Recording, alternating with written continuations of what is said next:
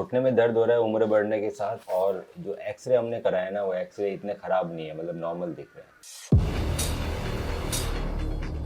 Generally जब हम घुटने का एक्सरे कराते हैं तो हमें ऊपर की हड्डी दिखाई देती है फीमर, नीचे की हड्डी दिखाई देती है टिबिया। इसके बीच का जो पोर्शन है ना उसमें आता है फीमर का कार्टिलेज, फिर मेनिस्कस और फिर टिबिया का कार्टिलेज। ये जो तीन चीजें ना ये एक्सरे में दिखाई नहीं देती है। तो जब हम खड़े खड़े एक्सरे कराते हैं और अगर हमारे घुटने अच्छे हैं, हम यंग है, इतनी एज हमारी नहीं हुई, तो हमें दोनों हड्डियों के बीच में गैप दिखाई देता है। वो गैप हवा नहीं होती है, उस गैप के अंदर फीमर का कार्टिलेज होता है, मेनिस्कस का होता है और नीचे टिबिया का कार्टिलेज होता है। ये तीन चीजें होती है तो वो गैप दिखाई देता है। जैसे हमारी एज बढ़ती रहती है ये चीजें घिसती रहती है। तो अगर एज बढ़ने के बाद भी अगर हमारे घुटने में दर्द है और हमने घुटने का एक्सरे कराया और घुटने का एक्सरे में गैप दिखाई दे रहा है, क्योंकि स्टैंडिंग एक्सरे में वो गैप दिखाई दे रहा है, मतलब कार्टिलेज अच्छा है, इतना खराब नहीं हुआ है। और साथ में हमें कोई ऑस्टियोफाइट नहीं दिखाई दे रहे घुटने के अंदर, कोई कांटे ऐसे कुछ नहीं निकले हुए, हल्का सा एक छोटा ऑस्टियोफाइट दिखाई दे रहा है, बाकी घुटने में कोई ऐसे कांटे नहीं निकले हुए दिखाई दे रहे। जनरली बहुत ज्यादा घिस जाता है ना, अगर हमारा घुटना बहुत ज्यादा घिस जाए तो ये जो बोन घिसती है, कार्टिलेज घिसता है, वो कोई निकलता नहीं है, वो हमारे घुटने में इस तरह से ऑस्टियोफाइट की तरह चिपक जाता है। देख रहे हैं आप ऑस्टियोफाइट, जो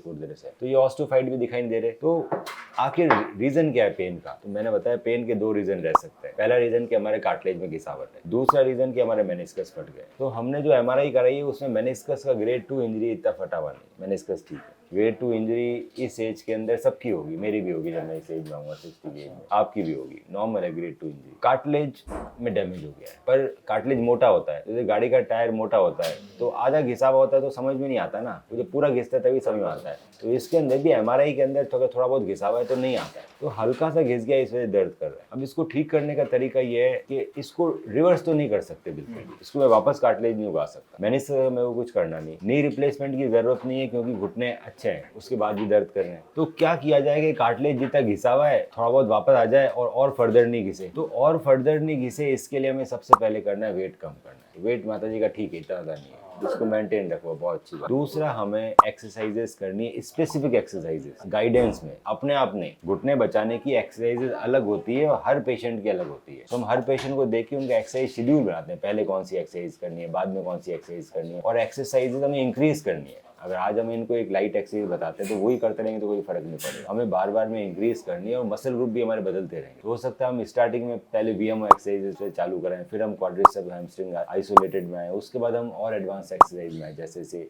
आप टॉलरेट कर पाते हैं। और एक्सरसाइजेस का चेंज होना, एक्सरसाइजेस का इंक्रीज होना, उसकी इंटेंसिटी एंड फॉर्म सब कुछ बढ़ना, वो बहुत जरूरी है। तीसरा होता है हम कुछ इंजेक्शन लगा सकते हैं घुटने के अंदर जिससे इसका दर्द कम होता है। पहले इंजेक्शन आते हैं जेल के इंजेक्शन लगाते हैं, जेल लुब्रिकेट करता है, साल भर तक काम करता है, वापस हर साल जेल के इंजेक्शन लगाते हैं। दूसरे इंजेक्शन होते हैं स्टेरॉइड के, वो लगाए मैंने, थोड़ा इन्फ्लेमेशन कम करेंगे, दर्द कम करेंगे, और स्टेरॉइड जनरली मैं रिकमेंड नहीं करता। तीसरे इंजेक्शन होते हैं पीआरपी के, प्लेटलेट रिच प्लाज्मा। पीआरपी सबसे अच्छे इंजेक्शन माने जाते हैं, वो एक तो साइड इफेक्ट सबसे कम है, पेशेंट के ब्लड से ही बनेंगे, हम पेशेंट का ब्लड निकालेंगे, उसमें से हम प्लाज्मा और प्लेटलेट्स अलग निकालेंगे स्पेशल पीआरपी वायल के अंदर, वो मैं नी के अंदर इंजेक्ट करूंगा, ओपीडी में रहेगा। तो वो क्या करेगा, थोड़ा कार्टिलेज रीजनरेट भी करेगा, वो हमारी सबकॉन्ड्रल बोन पे भी काम करेगा क्योंकि खुद ही का प्लेटलेट है ना, और हमारे घुटने में लुब्रिकेशन का भी काम करेगा, तीनों काम करेंगे। पर पीआरपी के साथ ये है कि जो अच्छे इफेक्ट आते हैं पीआरपी के तभी आते हैं जब हम 3 इंजेक्शन एक साथ लगाते हैं। सिंगल इंजेक्शन में फर्क नहीं पड़ता, तो मुझे पहले दिन, फिर मुझे 7th डे या 10th डे या 15th डे, उनमें से मतलब 2 इंजेक्शन के बीच में 7 से 15 दिन का गैप रह सकता है, डिपेंडिंग अपॉन, कुछ मैं तय करता हूँ, कई बार पेशेंट की अवेलेबिलिटी पे तय होता है। तो 3 इंजेक्शन लगते हैं, 0, 7, 14 या 0, 14, 30 डेज।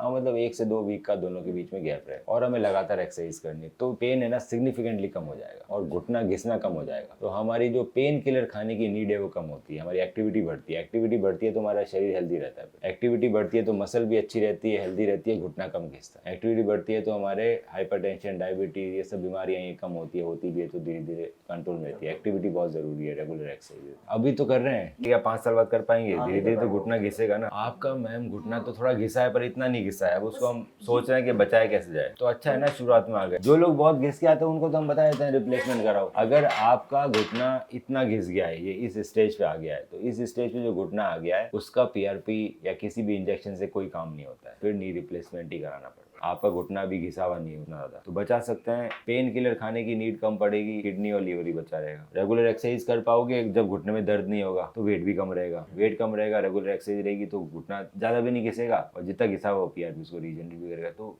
इसके कई फायदे हैं, पर इसमें कितना असर आएगा वो बताना मुश्किल है। किसी को 80% आता है, किसी को 70 आता है, किसी को 50 आता है, किसी को 20 आता है। क्यों? डिपेंडिंग अपॉन कितना घिसाव है। आप में कम घिसाव है तो आप में असर आने की उम्मीद ज्यादा है।